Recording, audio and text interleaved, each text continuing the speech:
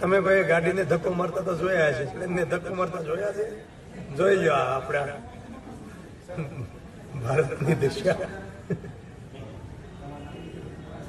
પ્લેનને ધક્કો માર્યો, સેલઅપ નથી લાગતો, વોલ્ટિનેટર ખરાબ થઈ ગયું છે એટલે બેટરી ચાર્જિંગ નથી થઈ, એટલે આ સેલઅપ બગડી ગયો છે.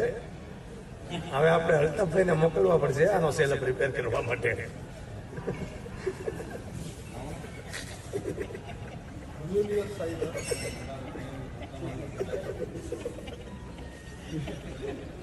अपनी नहीं कर सकते.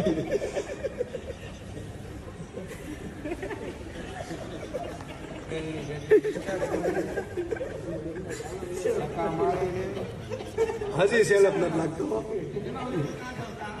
વાહ કરી બહુ ભાઈ.